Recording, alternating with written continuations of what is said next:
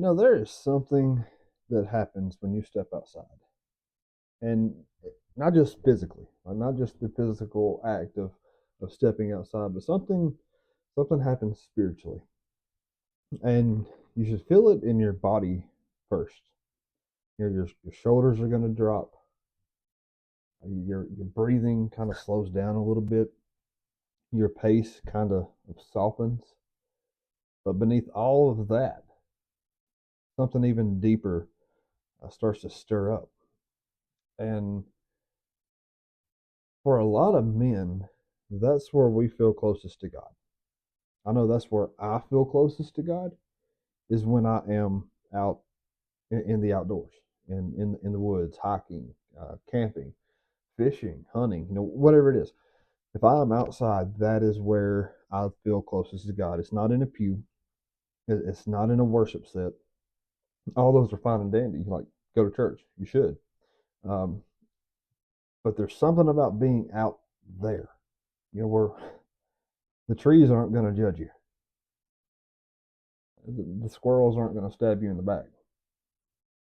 You're not going to get critiqued every time you turn around, and the wind sounds like something ancient is speaking. This is Outpost 318, and today we're not talking about religion. We're talking about how in the wild that can lead you home. And let me start off by saying this: there's a disconnect that we don't talk about. And to be honest with you, there's a lot of guys out there who believe in God, but feel absolutely nothing when they show up to church. Not because they're hardened uh, in rebellion. Not because they don't care. Not because they're just doing it to shut their wife up.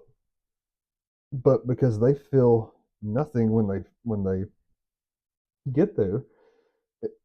It's because they're starving for something real.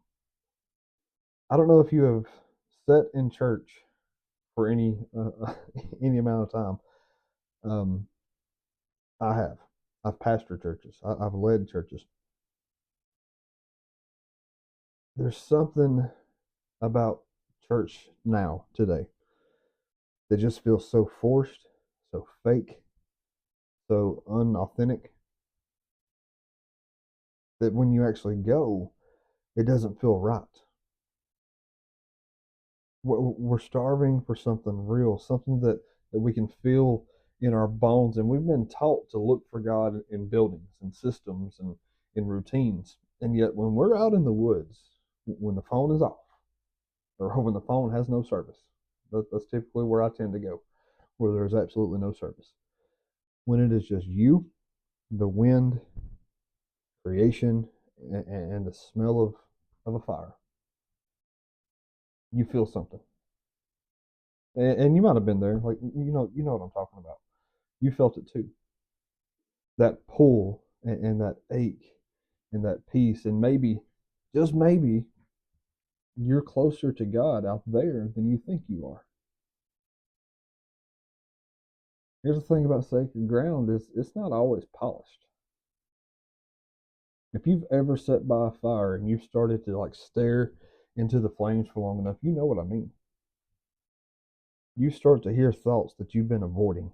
You start to feel things that you've buried. And somewhere in that stillness, you start to feel seen. Not the creepy scene of like someone is off in the distance in a bush looking at you, but you feel seen. And somewhere in that stillness, you feel something. It's not just a mood.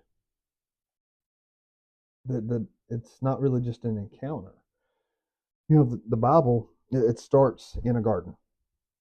The prophets went into the wilderness to hear God. The Jesus even fasted and prayed alone in the desert before he even stepped into his calling.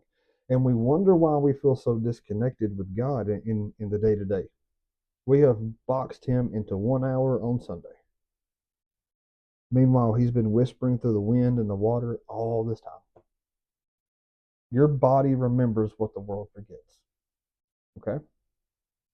There's a reason you come alive when you're out there. It's not just nostalgia. It's not just some hipster way of saying that I'm going to unplug. Your soul was made for rhythm, and the world runs on chaos. When you walk under trees, when your boots hit the dirt instead of concrete, when your heartbeat slows to match the wind, you're not escaping, you're returning. Here's an idea. Go out in the woods, in the middle of the woods. Take off your shoes, take off your socks, barefoot in the dirt, and see what you feel. You'll feel your body start to ground. You're returning.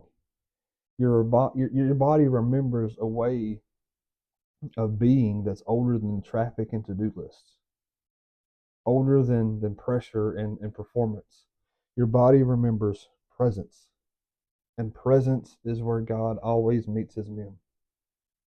We have to think of the outdoors as an altar. Think of it like this. What if nature wasn't just for recreation, but for revelation?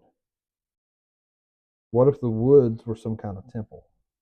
Not because they're holy in a religious sense, but because they're untouched, they're raw, and they're real. You hear it all the time, churches in the building, church is you. So wherever you are, there the church is. And make a church in the woods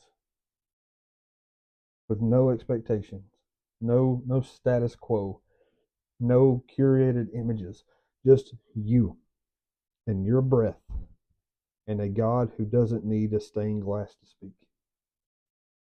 Have you ever noticed how silence feels heavier in the wild? It's not because it's empty. It's because there's presence there. You're not alone out there. You just have to finally get quiet enough to actually hear the whisper. So what do you do when you're out there? Like I don't want to be some tree hugger. Like I don't want to be a hippie, right? So let's get practical. Let's say you've carved out an hour and you're out on a trail, you're sitting by the stream, by the creek, or maybe just in a park away from traffic. Here's what I encourage you to do. First, stop trying to get something out of it. This is not a transaction, and it's not a checklist, and it's not a meeting. Show up, be still, notice. Second, ask one question. So the first thing, show up, shut up. Number two, one question. God, what are you trying to show me right now? Not forcefully, not like God showed me something. Don't try to demand him. Just ask, and then shut up. Show up, ask, shut up. Seriously, just let the question breathe. And then third, pay attention to what stands out. It could be a branch, it could be a bird, it could be a memory coming back to you, a weight in your chest. These aren't random things happening. This is the language of the presence, and God speaks fluently in it if you're willing to listen. Because here's the thing, this is what you were made for. There's a reason the outdoors keep calling you back.